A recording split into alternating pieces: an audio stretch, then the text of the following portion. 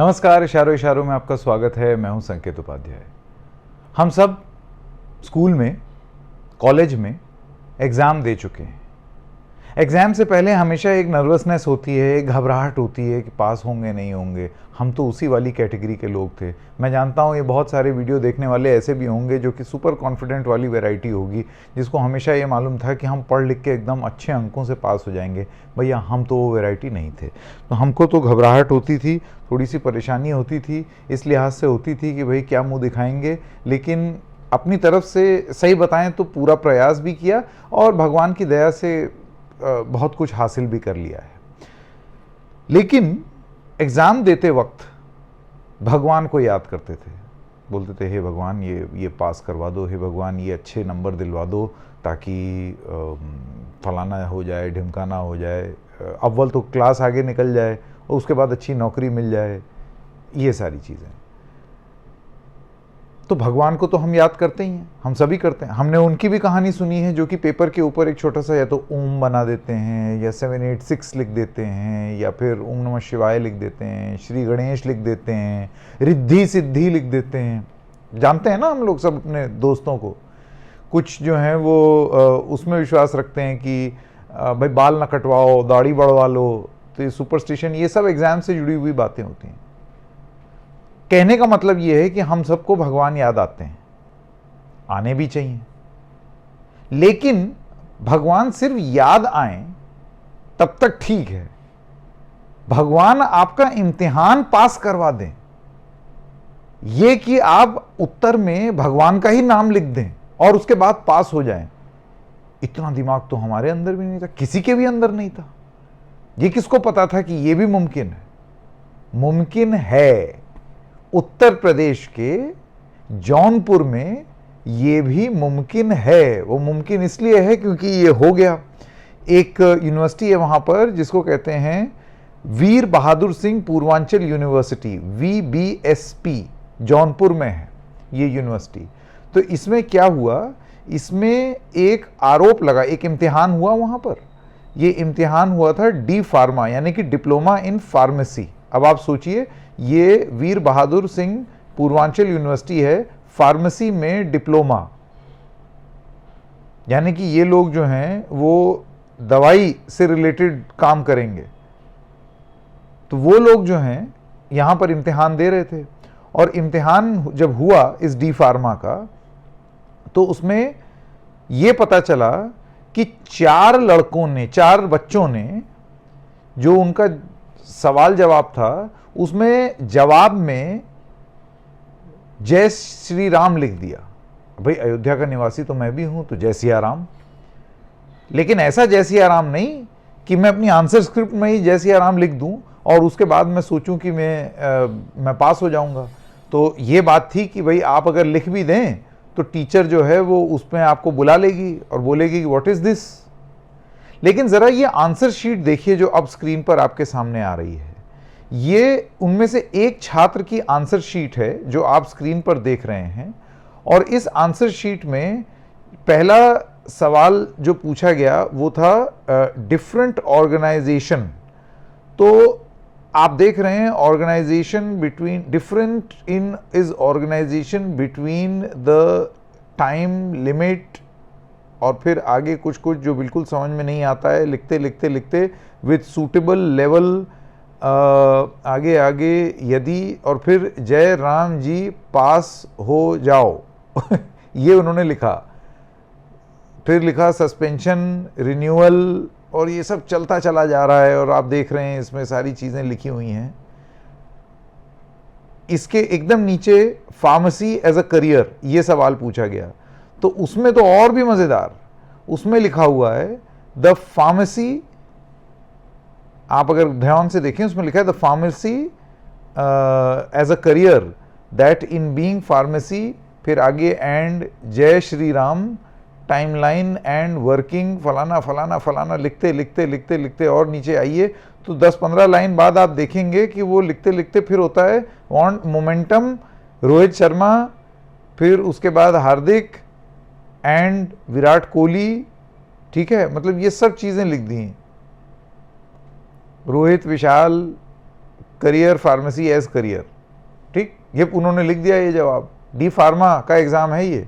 और बिल्कुल जहां जहां भगवान प्रभु राम को याद किया गया है और क्रिकेटरों को याद किया गया है, मास्टर जी जो हैं, माट साहब जो हैं, उन्होंने बिल्कुल वहीं वहीं बढ़िया बढ़िया लाल पेन से टिक लगा के और 10 में से 9 नंबर इन छात्रों को दे दिए हैं।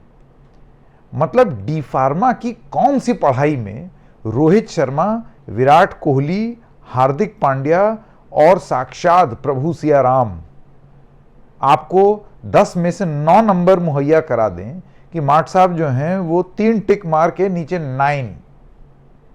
गजब है, गजब है। मतलब अजीब है स्थिति उत्तर प्रदेश की। और इसके बाद क्या मैं बिल्कुल ही अलग कुछ बोल रहा हूंगा अगर मैं ये कहूं कि उत्तर प्रदेश में शिक्षा राम भरोसे हो गई। मतलब भगवान को याद करना एक बात हुई, पर ऐसा भगवान प्रेम, ऐसा भगवान प्रेम कि बालक तो बालक, वो तो लिख ही रहे हैं, टीचर जो हैं, जो माट साहब हैं, उनको बड़ी दिक्कत हो रही है। मतलब वो इसको करेक्ट भी नहीं कर रहे हैं। टक टक टक लाल टिक 9 on 10। बाप रे। ओवरऑल जो है ये सब लिखने के बाद 50% नंबर से पास। अच्छा, ये भंडाफोड़ कैसे हुआ? कुछ जो पढ़े लिखे बच्चे हैं उनको बड़ी आपत्ति, उनको बड़ा अजीब लगा। तो एक एक्स स्टूडेंट है, फॉर्मर स्टूडेंट, उन्होंने एक right to information RTI file की और उन्होंने कहा कि भाई आप मुझे ये बताइए कि कैसे है ये हुआ। और उन्होंने गवर्नर, आप जानते हैं गवर्नर जो होता है राज्यपाल, वो यूनिवर्सिटीज़ की चांसलर होते हैं, तो उन्होंने गवर्नर को ये शिकायत भेज दी। एक जांच हुई और जांच में इन 50% से पास हुए बालकों को 0 मार्क्स दिए गए री एग्जामिनेशन के बाद। यानी कि प्रभु सियाराम 50% तक पहले तो ले गए, लेकिन जब आरटीआई एप्लीकेशन फाइल हुई तो सियाराम जो हैं उनको, प्रभु राम को, मर्यादा पुरुषोत्तम को ये बात बिल्कुल ठीक नहीं लगी कि अपनी डी फार्मा की पढ़ाई करने के बजाय ये जो भक्ति रस आप दिखा रहे थे क्वेश्चन पेपर में और आंसर शीट में, वो तो बात नहीं बनेगी। तो री एग्ज़ाम में 0 अंक हो गए। फिर एक प्रोब पैनल हुआ और उन्होंने इन 2 टीचरों को सस्पेंड करने की बात की, हटाने की बात की है। जिन लोगों ने ये किया है, जो माट साहब थे जिन्होंने टिक मार्क लगाए रोहित शर्मा, हार्दिक पांड्या और प्रभु राम पर, उनको सस्पेंड करने की और सैक करने की बात की है। और उनसे ये पूछा गया कि आपके खिलाफ कार्रवाई क्यों ना हो, और गवर्नर के पास ये रिक्वेस्ट गई है कि अब गवर्नर जो है उस पर फाइनल अप्रूवल देंगी कि इस पर क्या एक्शन लिया जाना चाहिए। लेकिन ज़रा आप सोचिए इसके मायने क्या निकाले जाएं। इसके मायने ये हैं कि कहीं ना कहीं छात्र तो जो बदमाशी कर रहे थे वो कर ही रहे थे, लेकिन टीचरों में इतना कॉन्फिडेंस कहाँ से आया कि वो इतना बेहुदा जवाब, उसमें इतने बढ़िया नंबर दे दें। सिर्फ सैक करने से नहीं होगा, कोई जांच होगी। पता चला अगर ये सिर्फ नादानी में किया हुआ टिक नहीं है टीचर का। हमने तमाम बार सुना है कि बाकायदा एक सिस्टम चलता है, एजुकेशन में ही एक सिस्टम चलता है जिसमें आप कुछ भी लिख करके आ जाइए और अगेंस्ट फीस पास तो आप हो ही जाएंगे। तो अगर ऐसी स्थिति है तो क्या उत्तर प्रदेश में शिक्षा राम भरोसे है?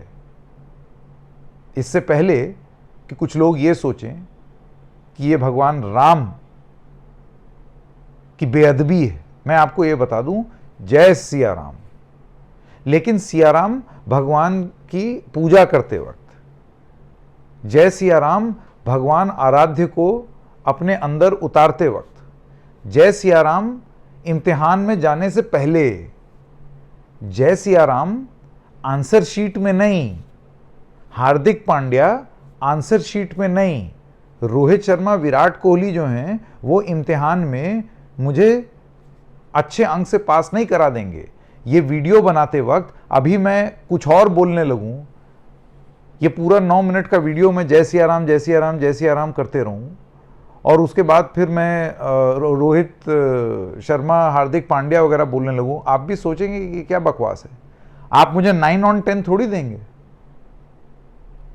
तो भगवान को याद कीजिए जहां उनको याद करने की जरूरत है। भगवान आपको शक्ति दें कि आपने जो तैयारी की है उसमें आपको आपकी नैया पार लगाएं।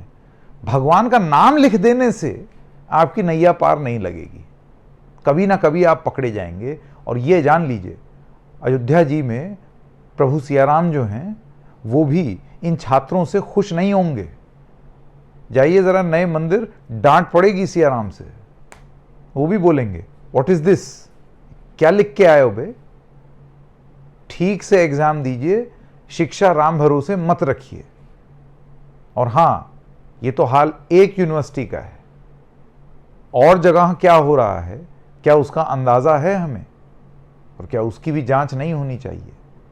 साधुवाद, असली में सियाराम उस छात्र के साथ थे जिसको ये लगा कि कुछ गड़बड़ है और आरटीआई फाइल करनी चाहिए, और उसने आरटीआई फाइल की, और उसके बाद दूध का दूध और पानी का पानी हो गया।